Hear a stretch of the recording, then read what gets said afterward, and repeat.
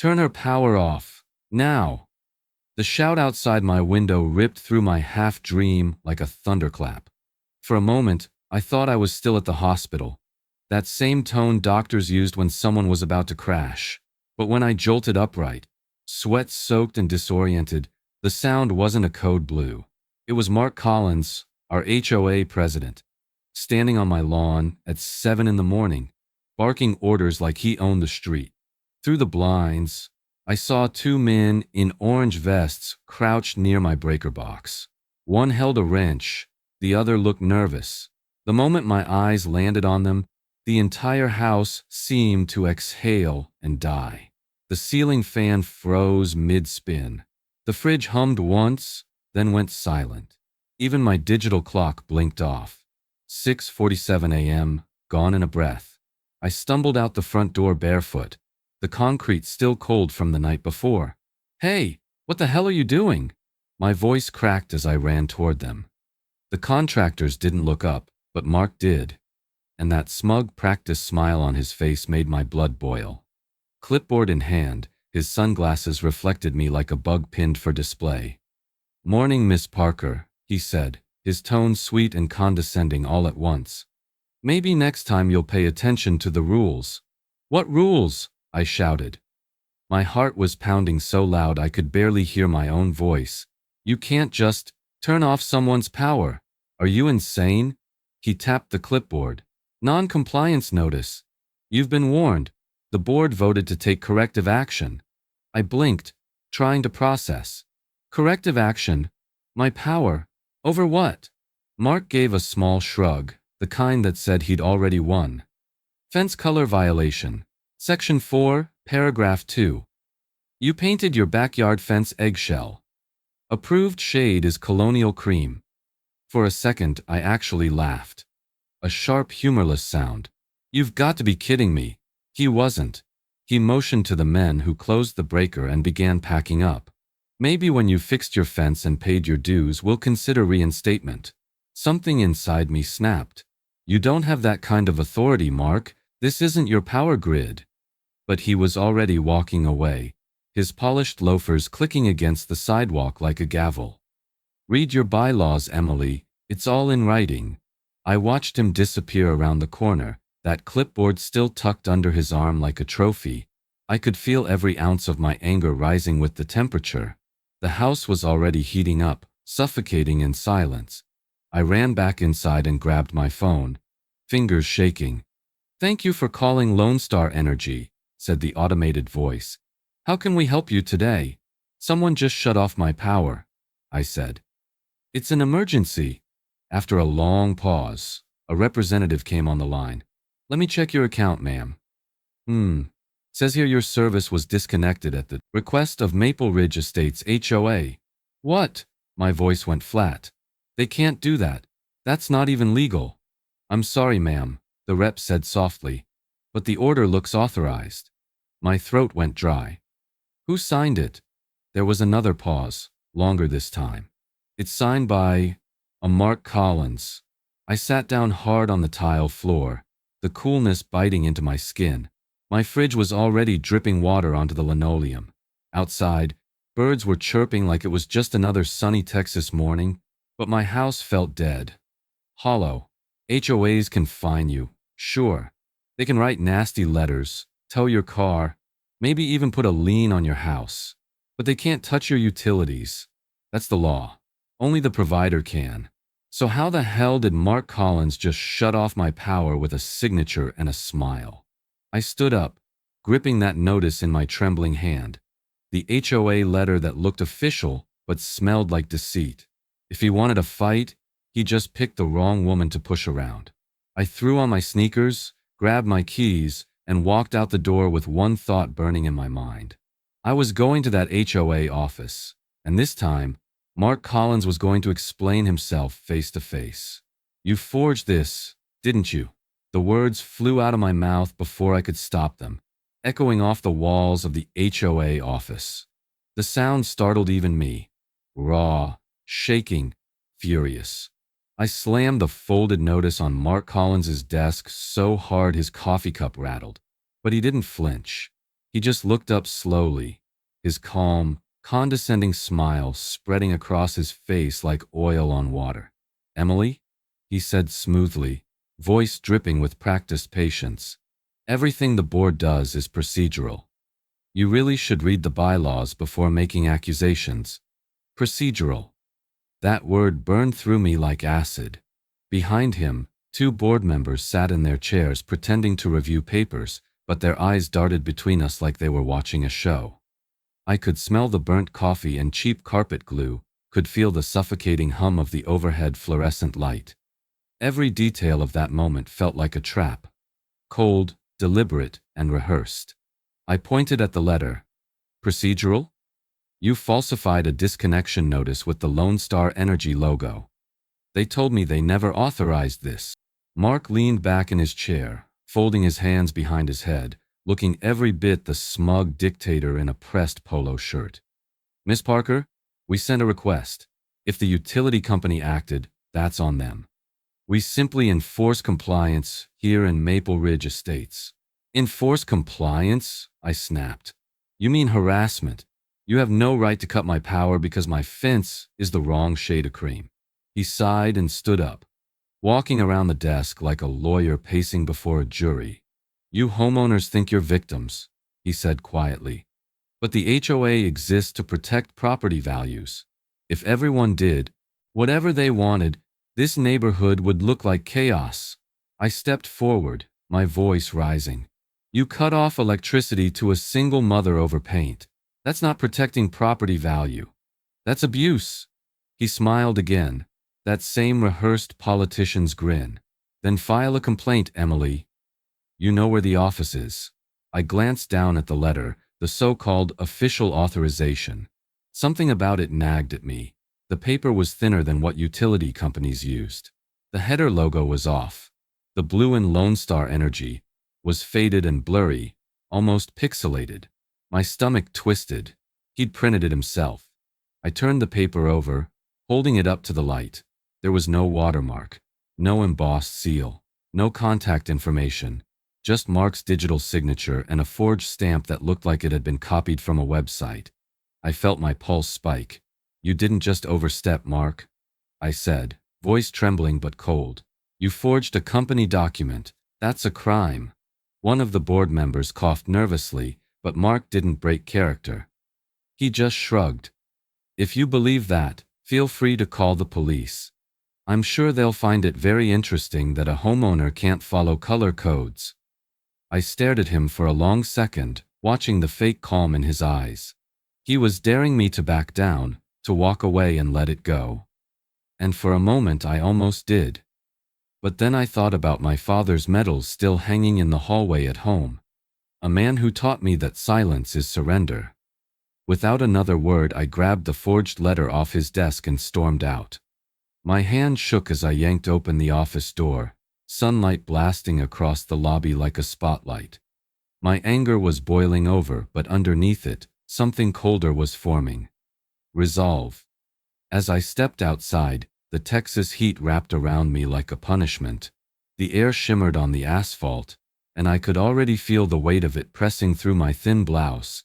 My house was sitting there, powerless, baking in that same sun, and I realized as I walked toward it, this wasn't just about electricity anymore.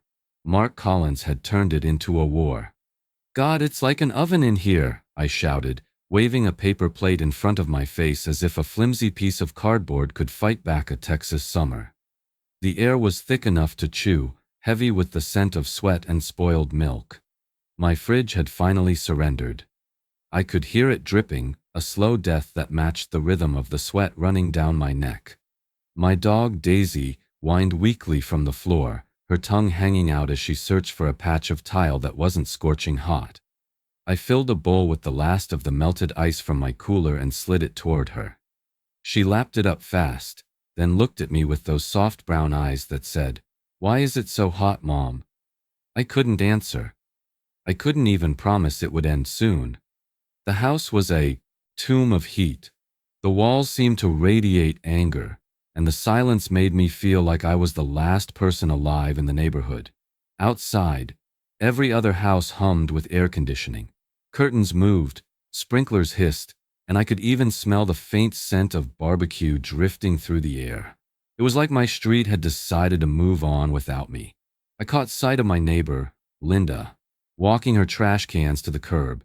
"Linda!" I called out, stepping into the sunlight. But she froze, hesitated, and quickly turned back toward her porch. She gave me a small, guilty wave before disappearing inside. That was the fourth neighbor this week to ignore me. The HOA gossip train was working overtime. I was officially the troublemaker. I tried to laugh about it, but my throat was too dry. I grabbed a bottle of warm water and sank into a chair by the window. The digital thermostat blinked a lifeless black. I didn't even have enough battery on my phone to check the weather, but I didn't need to. My skin told me everything. Over 100 degrees and rising.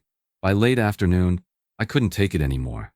I threw on a hat, grabbed the forged letter Mark had signed, and drove to the city's code enforcement office.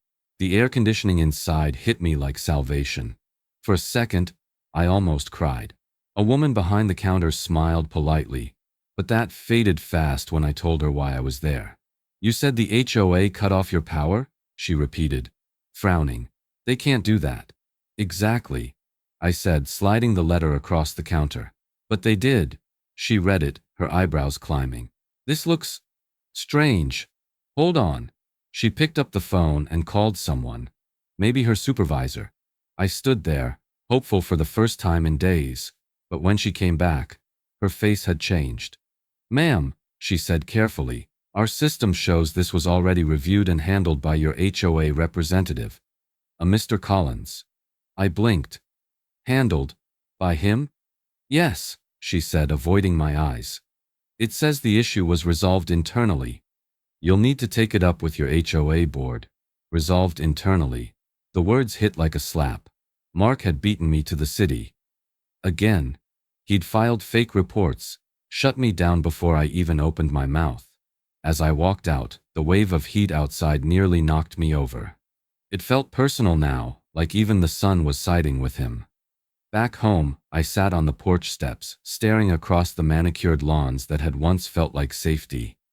My phone buzzed with a new HOA message. Reminder: non-compliant homeowners risk continued restriction. Restriction. Like I was a prisoner. I finally understood what he was doing. Mark wasn't just enforcing rules, he was isolating me, cutting me off from comfort, community, and credibility. This wasn't about a fence anymore. It was about control. By the time the sun began to set, the house glowed orange and lifeless. My skin stuck to the chair, my mind spinning in circles. I closed my eyes, trying to remember the sound of my air conditioner, the steady hum I used to take for granted. That's when it hit me. My father's voice in my head, calm and steady. "When they take away your comfort, find your strength." And that's when I remembered it. The old generator, sitting in my garage, covered in dust, waiting for a fight. "Come on, old man," I whispered, wrapping the frayed cord around my hand. The air in the garage was thick with dust and oil, and the smell brought back a wave of memories. My dad in his worn denim jacket, showing me how to fix a carburetor when I was 12. He'd called this old generator his insurance policy against stupid people. I never thought I'd actually need it. But now, staring at that metal beast under the dim glow of my flashlight, I felt like I was about to resurrect a ghost. I yanked the starter cord once. Nothing. The second pull sputtered weakly, a puff of gray smoke coughing out of the exhaust. "Don't you dare quit on me," I muttered, sweat dripping down my forehead. I gripped tighter and gave it everything I had. On the third pull, the machine roared to life, shaking on its rusted legs like a sleeping dragon woken from hibernation. The rumble filled the garage, then rolled out into the street. Deep, steady, defiant. I hadn't heard real power in days, and the sound made my heart race. I stepped back and laughed out loud, the kind of half-crazy laugh that only comes when despair turns into adrenaline. Inside the house, lights flickered, blinked, and then held steady. The fan began to spin again. Daisy barked once, startled, before curling up in front of the cool air. For the first time in what felt like forever, I could breathe. The hum of that generator was like a heartbeat. Proof that I wasn't beaten. I moved room to room, checking plugs, feeling the air conditioning kick in just enough to cut the edge off the heat. It wasn't much, but it was victory. Through the window, I noticed shadows moving across the street. Curtains shifted. Faces peeked out. My neighbors, the same ones who'd avoided eye contact for days, were suddenly curious. Within minutes, a knock came at my door. It was Linda, holding her phone and looking sheepish. "Hey, Emily," she said softly. "Our power's been flickering on and off all night. Could I maybe plug in a fan?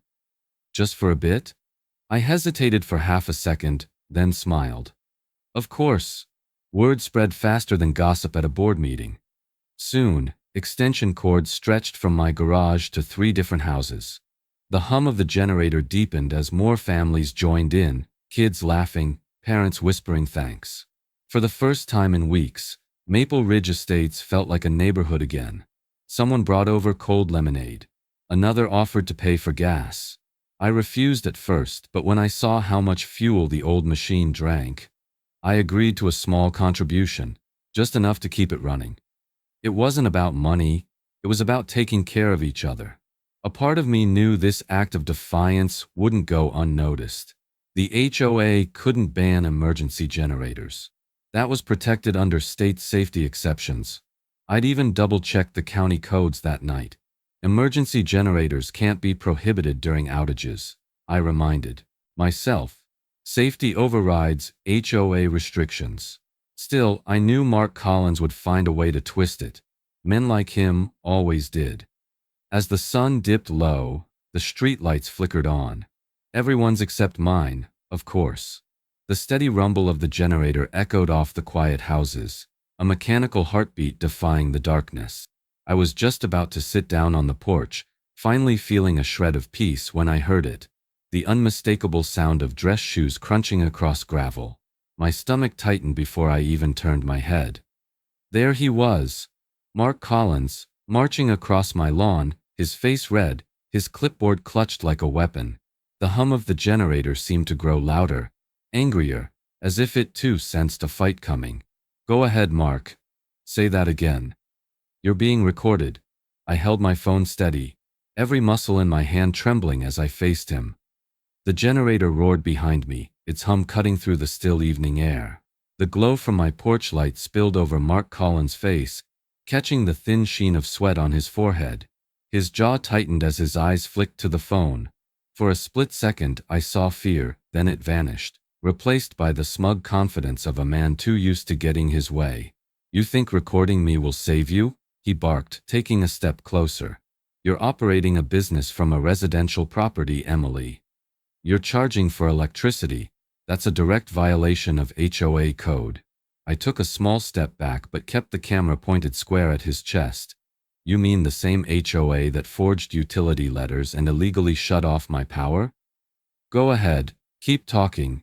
Mark's face flushed a deeper red. "Watch your tone," he hissed. "You're already on thin ice with this community. I can have you fined for this, for all of this." "Really?" I shot back. "You'll fine me for helping my neighbors survive in a blackout? For giving kids a place to sleep where it's not 90 degrees? That got him. For a moment, his eyes darted toward the row of extension cords trailing across my yard. Cords leading to 3 other houses, families standing behind curtains watching this unfold like a late-night drama. The neighborhood was listening. His little kingdom of fear was cracking. "Don't play the martyr," Mark sneered. "You think people respect you? You're just stirring up trouble. This isn't a charity, it's a business, and you need to shut it down." I tilted my head, keeping my voice steady even though my pulse was hammering. "Mark, this is my property, and Texas is a one-party consent state. That means I don't need your permission to record you threatening me on my own lawn." He froze, just for a heartbeat. But I saw it. The flicker of realization. He'd gone too far, and now there was proof. "Leave, Mark," I said quietly. "Before you make it worse for yourself." He leaned in close enough for me to smell the coffee on his breath. "You don't know who you're dealing with," he whispered. Then with a low growl, he turned and stormed off into the darkness. I let out a shaky breath, lowering the phone. My hands felt numb, but I knew what I had to do. I went inside, connected to my weak generator-powered Wi-Fi, and uploaded the video to Facebook with one caption: "This is my HOA president cutting my power." By the time I showered and sat down, the post had already been shared a dozen times. I watched the notifications roll in like fireworks. Comments from neighbors, then people from other towns, then total strangers. "This is illegal. Sue him." Classic HOA abuse. We went through the same thing in Dallas. Within an hour, it had hundreds of reactions. By midnight, thousands. My small act of defiance had turned into a storm. I sat in the soft glow of my lamp, my generator humming like a battle drum outside, and for the first time since this started, I felt the power shift, literally and figuratively, back to me. The next morning, I woke to the sound of gravel crunching outside. Through the window, I saw Mark standing by my front door with two other board members. He was holding something bright red. I opened the door just as he slapped it against the wood. A large, "Stop Operations" order, printed in block letters. The paper flapped in the breeze like a flag of war. He didn't say a word this time. He didn't have to. His face said everything: humiliation, anger, and the desperate need to regain control. I stood there, barefoot, staring at that notice, my camera already rolling again. He'd started this fight in the dark, but now, the whole world was watching. "I've had enough of him too," said Mr. Harris, his gravelly voice carrying the kind of weight that comes from surviving real battles, not the petty power games of a suburban tyrant. He was a Vietnam vet, the kind of neighbor who'd seen the world's worst and come home just wanting peace. I watched him set down two heavy gas cans beside my generator. "Man like Mark's been pushing folks around here for years. Guess he finally picked a fight with someone who won't roll over." I didn't know what to say at first. The support hit me harder than I expected. After weeks of cold stares and whispered judgments, a single act of kindness felt like a rescue rope. "Thank you," I said, my voice barely holding steady. "You didn't have to do that." Mr. Harris chuckled and wiped his hands on his jeans. "Yeah, I did. This neighborhood used to mean something. People used to help each other out. Then that board took over and turned it into a dictatorship." He glanced at my camera setup on the porch. "You keep recording, Emily. Men like him don't like sunlight." Word spread fast. By noon, a few more neighbors stopped by. Cautiously at first, like they were breaking curfew. Linda brought over a tray of lemonade, her eyes darting around nervously. "Mark can't control everyone," she whispered. "My husband's tired of his threats, too." Another neighbor, Tom, mentioned a bogus landscaping violation that cost him $300. "He said my lawn wasn't aesthetically consistent," Tom scoffed. Meanwhile, his backyard's full of beer cans and old shingles. It was like a dam breaking. One by one, people began to talk. Stories poured out. Fines for bird feeders, letters for the wrong shade of curtains, warnings for parking too close to the sidewalk. Mark's control had seeped into every corner of Maple Ridge Estates, and no one had dared to challenge him until now. My video had cracked the silence wide open. By evening, we gathered in Mr. Harris's driveway under the orange glow of dusk. He'd pulled out a folding table and a clipboard. "If we're gonna end this," he said, "we do it by the book. HOA bylaws say we can call for a special vote if 51% of homeowners sign a petition." The sound of pens scratching on paper was the most beautiful thing I'd heard in weeks. Each signature felt like a small rebellion, a promise that maybe, just maybe, we could take back our homes. When the last neighbor handed me the clipboard, my hands trembled. The page was full. Not just signatures, but courage. For the first time since this nightmare began, I felt something I hadn't dared to feel: hope. We stood there talking long after sunset, laughing about old neighborhood barbecues, remembering the days before the HOA turned into a shadow government. The generator hummed softly behind me, steady and proud. Its rhythmic sound was no longer just mine. It was the neighborhood's heartbeat. As the group began to disperse, I lingered a while, staring at the flickering porch light across the street. I could almost imagine my dad smiling down at this scene. Neighbors uniting instead of hiding. Maybe, I thought, this was how you fought back. Not with shouting or lawsuits, but with people. I walked back toward my porch, that sense of peace still warm in my chest. The air was calm, still. Even the cicadas had gone quiet. For the first time in weeks, I allowed myself to breathe easy. Then, somewhere behind me, came a sound that made my blood run cold. A sharp metallic clang. I turned toward the garage just as the generator sputtered once, twice, and died. The silence that followed was deafening. "That's him, officer. Check the camera footage." My voice was shaking, but not from fear this time. From rage, from vindication, from knowing I finally had proof. 2 sheriff's deputies stood in my living room that morning, their uniforms still damp with early humidity. I pointed toward the screen on my laptop where the footage looped, a grainy clip from my outdoor camera. The timestamp read 2:13 a.m. There, illuminated by my porch light, was Mark Collins himself, crouched next to my generator with a wrench in his hand. The deputy leaned closer. "That's your HOA president?" "Yep," I said. "Caught red-handed. Look, right there." I clicked the mouse, zooming in as Mark yanked the fuel line, then used what looked like pliers to cut a wire. Sparks flew, and the feed went dark. The younger officer muttered a curse under his breath.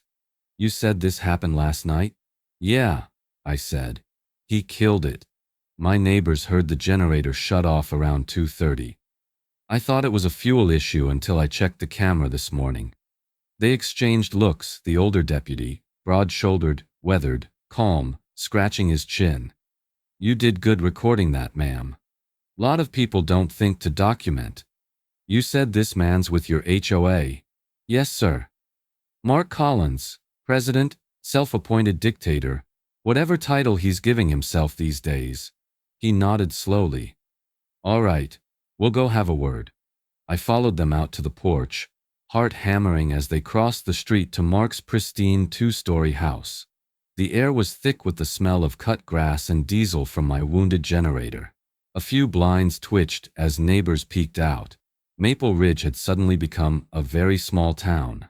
Mark answered his door in pressed khakis and that same smug expression.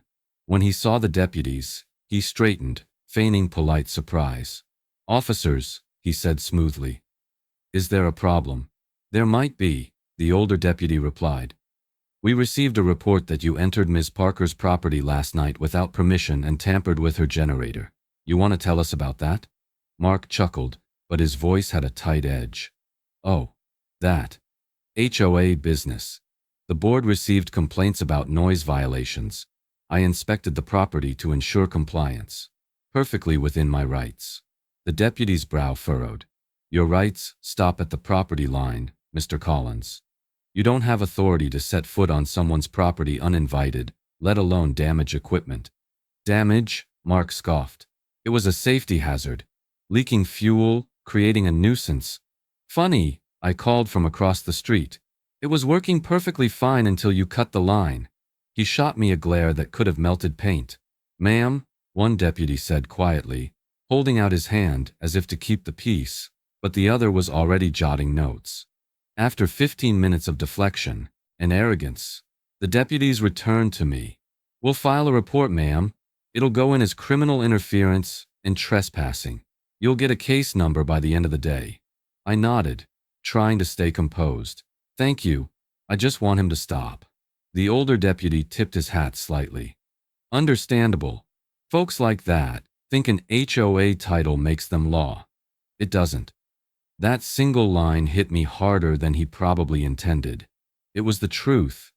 HOAs love to pretend they're the government, but their authority ends where your yard begins. HOA authority stops at property lines. Trespass and vandalism remain criminal acts, no matter what title they hold. Mark stood on his porch, arms crossed, watching as the patrol car rolled away. For once, he wasn't smiling, but his eyes burned with something worse than smugness. Revenge. I turned back toward my quiet house, the heat of the day pressing down on me like a warning. Daisy followed me inside, tail low. The hum of my repaired generator was gone, leaving only silence and the faint echo of cicadas. For a brief moment, I let myself believe this might be the end of it, that the report would scare him into backing off. But deep down, I knew better, because the next morning, I found another envelope waiting on my doorstep. This one stamped certified. My heart sank before I even opened it. Inside, in bold type, it read, "Notice of foreclosure, non-payment of HOA fines and dues." Mark wasn't backing off. He was escalating. "You picked the wrong nurse to mess with," said Rachel Diaz, flipping through a stack of HOA financial records spread across my kitchen table. Her voice carried the sharp confidence of someone who'd been through wars of her own. Only her battles took place in courtrooms instead of neighborhoods. Rachel was young, barely in her 30s, with a messy bun, bright red nails, and an expression that told me she had no patience for bullies. When I first called her, I half expected a lawyer to dismiss my story as another petty HOA dispute. But Rachel didn't laugh. She listened. Every detail. Then she simply said, "I've dealt with guys like this before.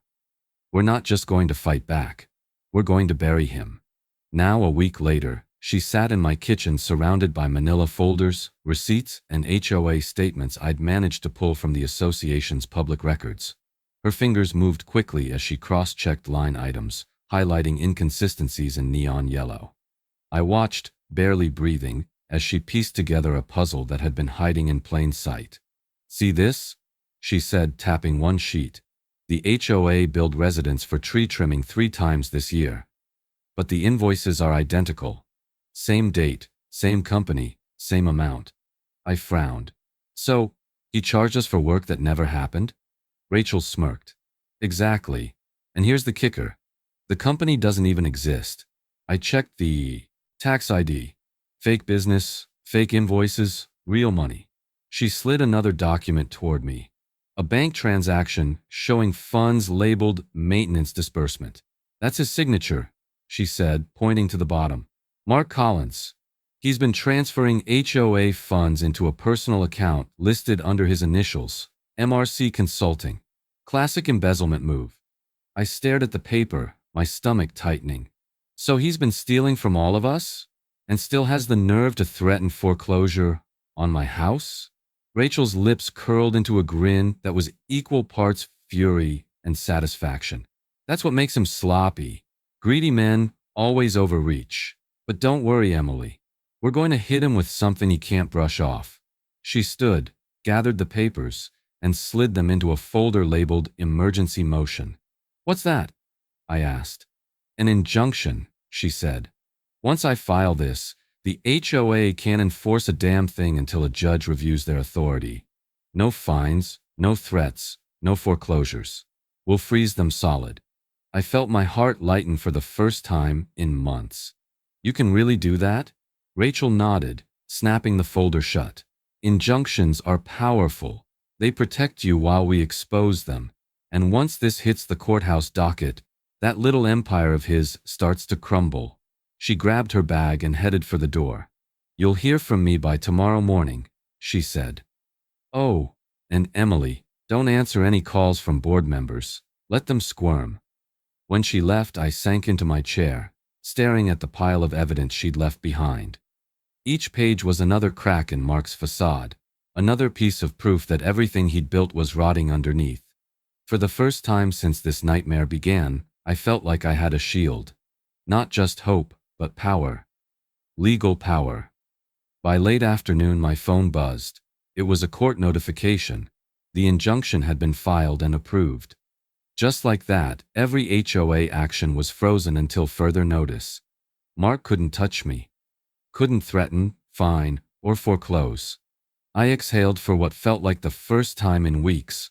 But the quiet victory didn't last long, because just a few hours later, the rumble of a diesel engine rolled down my street. I peeked through the blinds to see a white van with satellite dishes parked at the curb. A reporter stepped out, microphone in hand, looking straight at my house. Rachel's voice echoed in my head. Once this hits the courthouse docket, well, it had. And now my story was about to go public. County Sheriff, open up. The shout split through the morning air like thunder, followed by the pounding of fists on the glass doors of the Maple Ridge Estates HOA office. Flashlights cut through the blinds as the sheriff's deputies surrounded the small brick building. The same one where Mark Collins had once smirked at me from behind his desk, pretending he ran the world. Now the world was running him over. I sat parked across the street in my old sedan, hands gripping the steering wheel so tight my knuckles ached. My heart pounded against my ribs as I watched the scene unfold. A dozen law enforcement officers in tactical vests swarmed the property, backed by county auditors and investigators carrying boxes marked Financial Crimes Division. When the door finally burst open, Mark's voice carried out into the street, loud at first, then breaking apart in confusion. This is private property. You can't, but they could. And they did. Two deputies stepped forward, reading from a warrant as Mark stood frozen behind the reception desk. His usual tan had drained to an unhealthy shade of gray. His perfect hair, his pressed shirt, all of it looked suddenly small, ridiculous even, under the glare of flashing red and blue lights. "Mr. Collins," the lead investigator said, holding up a sheet of paper. "We have a warrant to seize all financial records, HOA correspondence, and digital files relating to resident billing and maintenance contracts. You've been under investigation for forgery, mail fraud, and embezzlement." Mark's mouth opened, but no sound came out. He tried to speak, then stammered, This is outrageous. These are lies.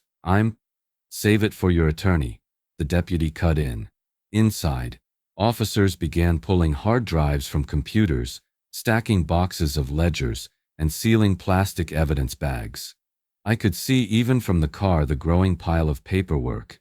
Fake invoices, bogus authorization letters, and phony utility coordination. Forms identical to the one he'd used to cut my power. My stomach twisted, equal parts rage and relief. Rachel had been right. Once the injunction hit the courthouse docket, it didn't just freeze him. It drew the law straight to his door. A younger auditor walked out carrying a binder marked Maintenance Contracts. He handed it to his supervisor, shaking his head. 3 years of falsified records, I heard him say. He's been billing for services that never existed. The supervisor nodded grimly. And these forged utility letters? That's federal. Forging or falsifying public utility records is a felony offense under 18 U.S. Code Paragraph 1001. He's in deep. Federal. The word echoed in my head. It was bigger than I imagined. Not just fines or HOA politics anymore. This was a crime spree wearing a neighborhood's logo. Mark's composure finally cracked. "You don't understand," he shouted, voice trembling. "Everything I did was for the community. I protected this place." But his words fell flat against the sound of printers, paper, and evidence tape. Nobody was listening. I covered my mouth, watching from behind the windshield. I should have felt triumphant, but instead, I felt hollow. Months of anger, humiliation, and exhaustion were unraveling inside me all at once. Eyes burned as tears blurred the flashing lights. Daisy whimpered in the passenger seat, resting her head on my lap. I stroked her fur, whispering, "It's over, girl. It's finally over." Across the street, the deputies escorted Mark out in handcuffs. The same hands that had once slammed fines on my door were now bound together. Cameras from the news vans swung toward him as reporters shouted questions. His face twisted, part fury, part fear, as he was loaded into the back of a patrol car. Rachel texted me just then. "They've confirmed it. Full audit, criminal charges pending. You did it, Emily." I smiled weakly, wiping my tears. "No," I whispered to myself. "We did it." For a long while, I just sat there watching the chaos settle. The boxes, the flashlights, the murmurs of officers as they locked the office door behind them. 3 days later, The official notice came through. The Maple Ridge Estates HOA had been dissolved under state order. The board was suspended, its funds frozen, its bylaws nullified. But with the tyrant gone, something unexpected lingered. A kind of silence. The neighborhood suddenly had no rules, no structure, no leadership. For years, Mark's control had been suffocating. But now, without it, we were floating, free but directionless. I looked out at the street from my porch that night, the same street where it had all started. The air was still, the hum of my repaired generator, a soft reminder that power, real power, was back where it belonged. Still, a question gnawed at me. What happens to a community when the monster is gone? But the mess he left behind remains. Let's rebuild, but this time, we do it right, I said, standing on my front lawn with a clipboard in hand. The late afternoon sun cast a warm glow across Maple Ridge Estates, and for the first time in months, people weren't whispering in fear or peering through their blinds. They were here together, chairs unfolded, coolers open, kids playing tag between our driveways. It was strange, standing in the same spot where I'd once begged Mark Collins to stop his madness. Now, the same neighbors who'd once avoided me were gathered in support. Mr. Harris sat in his old lawn chair up front, his weathered hands folded over his cane. Linda had brought cupcakes. Even Tom, the guy who once got fined for having non-approved lawn decor, was smiling again. This neighborhood isn't broken, I continued, my voice steady. It was hijacked. Mark used fear to control us, but fear dies fast when people stand together. There were murmurs of agreement, nods all around. I could see the tension melting from faces that had been hard for too long. I handed out printed copies of the draft bylaws Rachel helped me prepare. Not the old HOA rules full of loopholes and punishments, but something entirely new. Here's what I'm proposing, I said, flipping to the first page.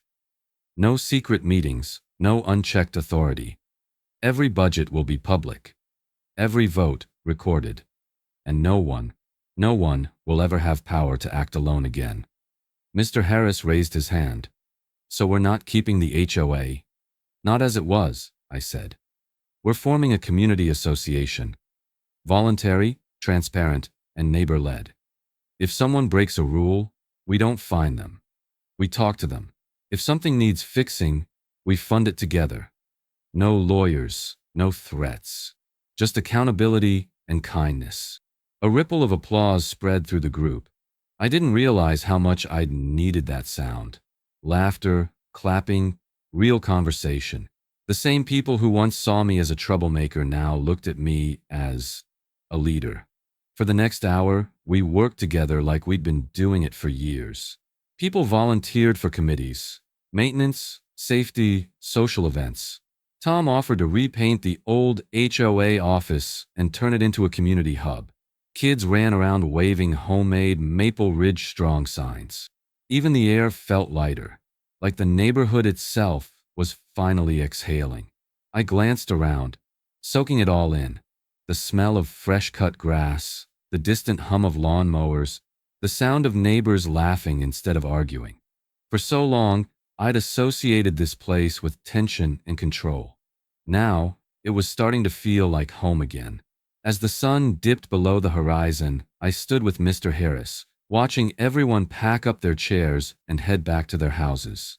You did good, Emily, he said, smiling beneath his gray mustache. Your dad would have been proud. I swallowed the lump in my throat. We all did good, I said softly. This is what he fought for. Freedom, dignity, a community that looks out for each other, not one that rules over them. The porch lights came on one by one as night settled in, and for the first time in what felt like forever, the quiet didn't feel threatening. It felt peaceful, safe. But peace, I would soon learn, has a way of attracting storms, because when I walked up to my front door, I noticed a thick manila envelope sticking out of the mailbox. No stamps, no return address. My stomach sank before I even touched it. I tore it open under the porch light and unfolded the letter inside. bold black print on a white page. Notice of intent to sue, defamation of character. Plaintiff, Mark Collins. My fingers tightened around the paper as the laughter from down the street faded into silence. Mark was gone, but he wasn't finished with me yet. Mrs. Parker, please take the stand. The bailiff's voice echoed through the packed courtroom, and for a second, my legs refused to move. The room was hushed, except for the quiet rustle of papers and the hum of the ceiling fan. I felt hundreds of eyes on me. Neighbors, reporters, even a few people from nearby towns who'd followed the story online. I rose slowly, smoothed my skirt, and walked toward the witness stand, every step landing heavy with months of exhaustion, anger, and resolve. Mark Collins sat at the defense table, dressed in a gray suit that didn't quite fit, his expression somewhere between arrogance and desperation. He wouldn't look at me. Maybe he couldn't. Behind him, his lawyer, a tall man with slick back hair, whispered something, but Mark's hands were clenched tight, knuckles white. Rachel Diaz stood by the plaintiff's table, her sharp eyes fixed on me. When I reached the stand, she gave me a small nod. Steady, confident, the kind of look that told me I wasn't alone anymore. I swore the oath, then took my seat. My palms were sweating. I glanced briefly at the jury, 12 strangers who now held my peace of mind in their hands. Rachel began, her voice calm but powerful. Mrs. Parker, could you describe for the court what happened the morning your electricity was cut off? I took a breath. It was just after sunrise, I said softly, the memory flashing back in painful clarity. I heard shouting outside my window. When I looked out, 2 men were at my breaker box. The HOA president, Mr. Collins, was standing there giving orders. I lost power in seconds. My food spoiled, my dog nearly overheated, and for days I lived in the heat while everyone else's lights stayed on. A murmur rippled through the courtroom. Rachel let the silence linger, then continued. And what reason did Mr. Collins give for this disconnection? I almost laughed. He said my fence was the wrong color. The jury reacted audibly this time, a mix of disbelief and disgust. Rachel paced slowly, letting that absurdity hang in the air before she continued. And did you later discover any falsified documents connected to that action? Yes. The letter he used to authorize the power shutoff had a forged utility company logo.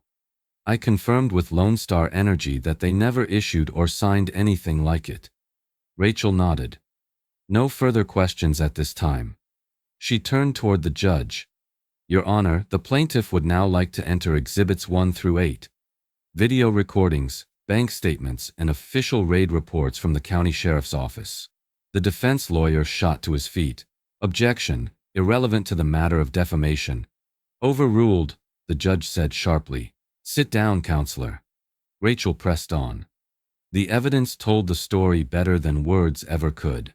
The security footage of Mark vandalizing my generator, the forged invoices under his signature, the raid report documenting his embezzlement, even the video I'd posted online that had sparked it all.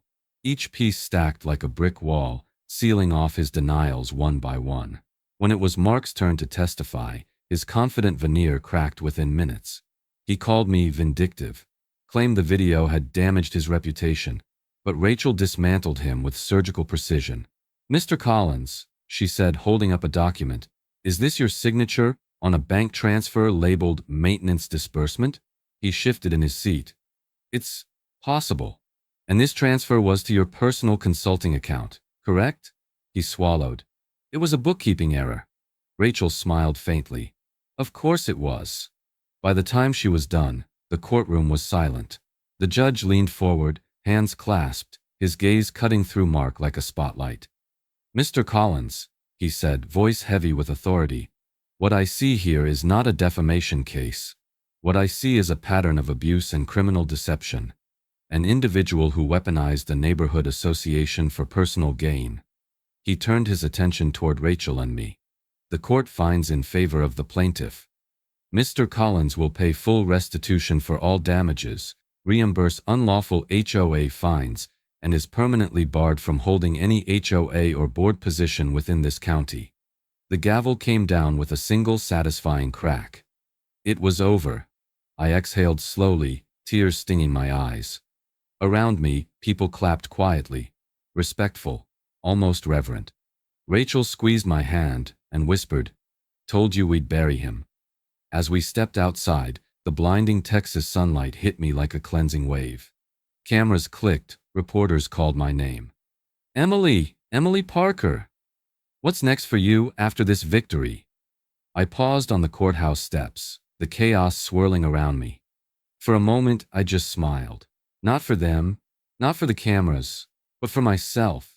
Because for the first time in months, I wasn't just a homeowner fighting an HOA. I was free. When my lights flicked back on, I just stood there, silent, shaking, and overwhelmed.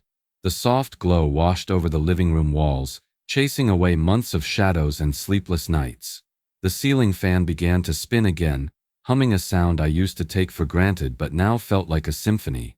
My fridge clicked alive, the air conditioner breathed its first cool gust, and Daisy barked once before curling up on the couch as if to say, "We made it." I pressed my hand against the light switch, letting the warmth of that simple power hum beneath my fingertips. For so long, that flick of a switch had been a symbol of control. Mark's control, the HOA's control, a system that thought it could silence me through intimidation. But as the light filled every corner of my home, I realized something profound.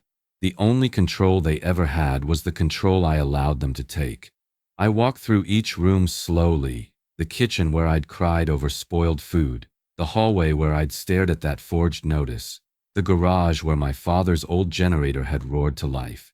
Every space carried a memory, not just of loss, but of resilience.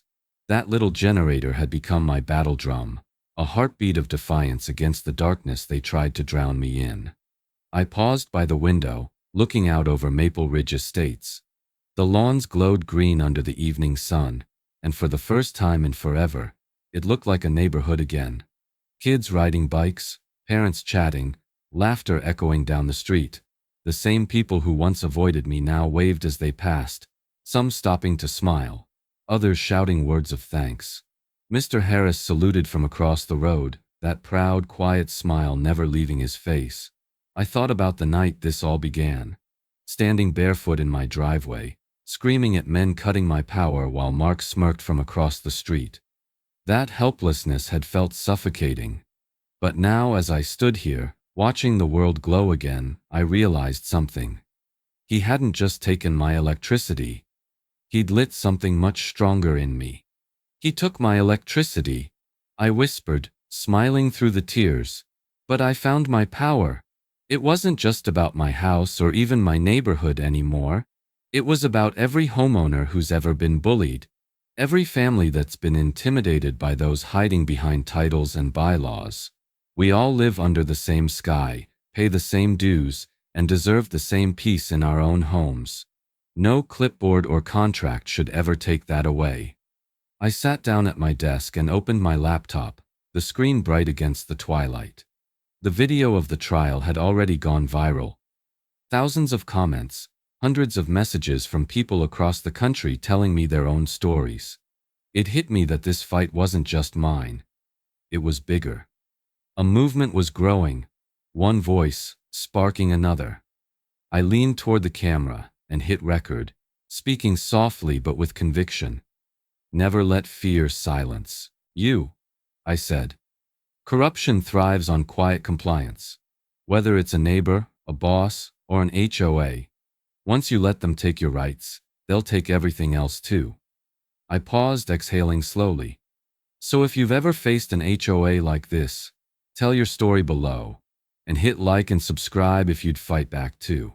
The screen went black for a moment, then reflected my own faint smile. I looked around at my brightly lit home, the hum of life, the pulse of freedom, and let the words settle like a quiet promise. Because sometimes, the brightest victories come after the darkest nights.